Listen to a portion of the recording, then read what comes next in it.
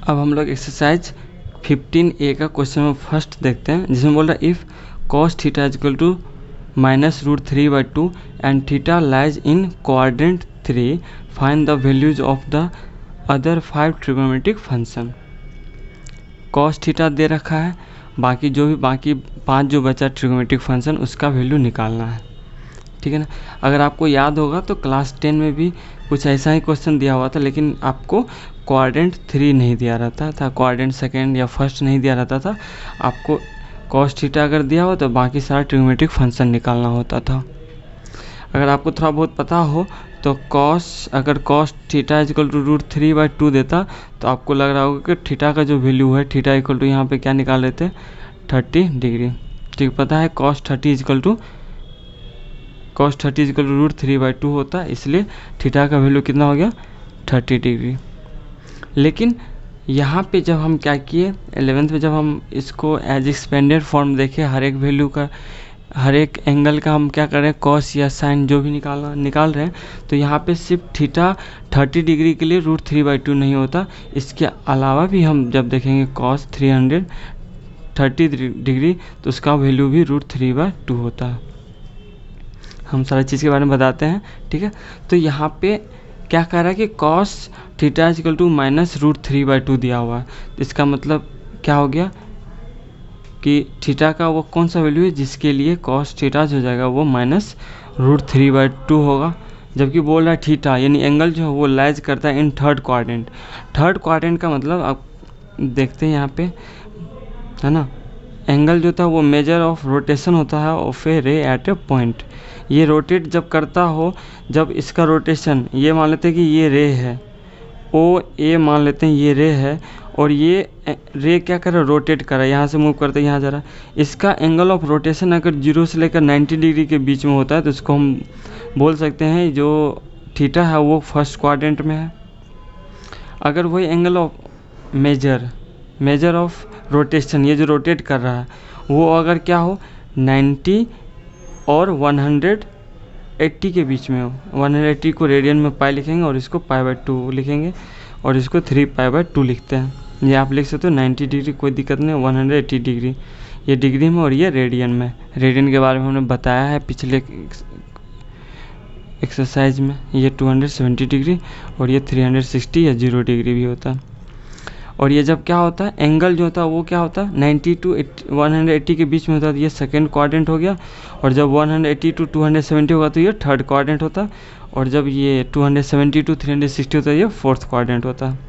ये बोल रहा है क्या जो एंगल है थीटा है वो क्या है थर्ड क्वाड्रेंट, इस क्वाड्रेंट में है ना।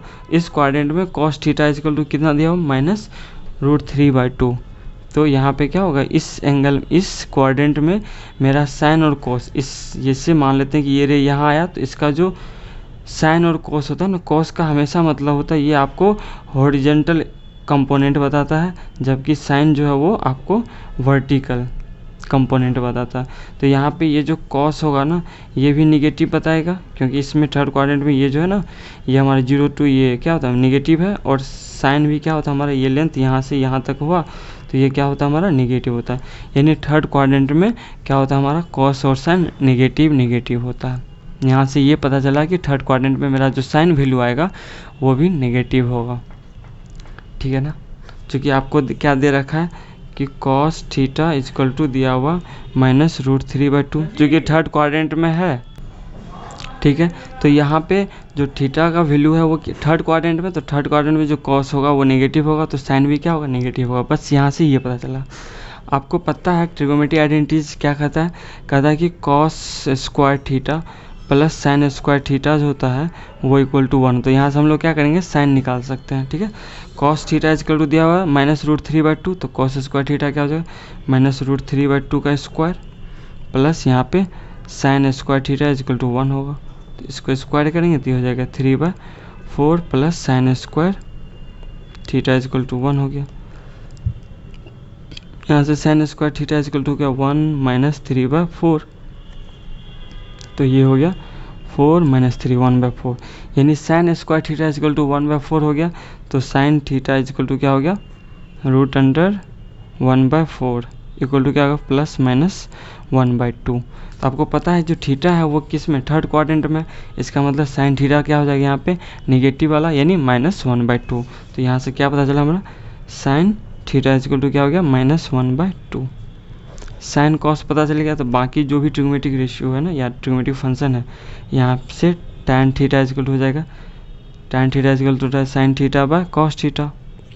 साइन थीटा कितना आया, -1/2 बाय -√3/2, तो 2 कैंसिल हो जाएगा, तो ये हो जाएगा माइनस माइनस ये भी कैंसिल हो जाएगा, तो प्लस हो जाएगा 1/√3। ठीक है, कॉस का अपोजिट हमारा सेक थीटा निकल जाएगा, sec theta equal to 1/cos theta, just opposite हो जाएगा -2/√3। ठीक है, चूँकि नीचे में रेशनल इरेशनल नहीं रखते, इसको रेशनल करने के हम रेशनलाइज कर सकते हैं।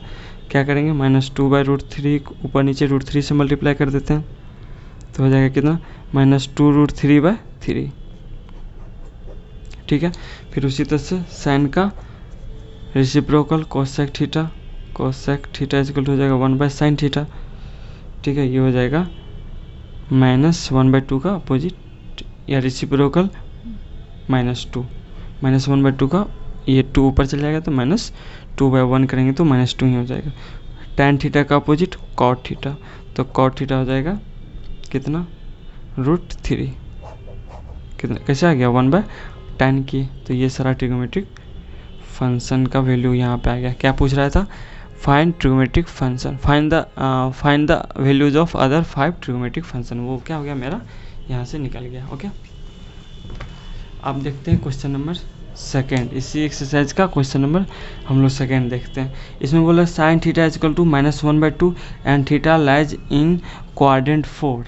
क्वाड्रेंट 4 में जब आ गया, थीटा का वैल्यू क्वाड्रेंट 4 में आ जाएगा, तो निश्चित रूप से साइन का वैल्यू, साइन मतलब यहाँ पे मान लेते हैं कि ये यहाँ पे आया, ये रे घूमते हुए, ये रे रोटेट करते हुए क्या हो गया, फोर्थ क्वाड्रेंट में आया।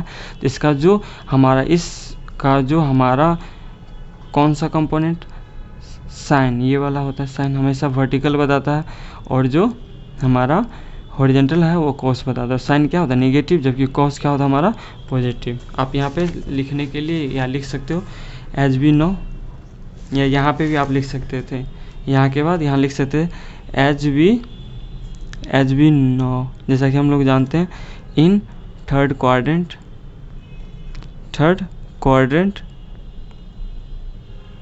Sign value is negative. Sine value क्या होता है, नेगेटिव होता है। So sine theta equal to क्या हो जाएगा, साइन थीटा इक्वल टू -1/2 लिख देंगे। ठीक है, अब यहाँ भी लिख सकते हो एज वी नो। ठीक है, जैसा कि हम लोग जानते हैं इन 4 क्वाड्रेंट या इन क्वाड्रेंट 4, फोर्थ लिख देते हैं, क्वाड्रेंट कॉस थीटा या कॉस वैल्यू इज पॉजिटिव होता है। ठीक है, पॉजिटिव होता है। ये बस एक स्टेटमेंट है, याद समझने के लिए आप लिख सकते हो बीच में भी।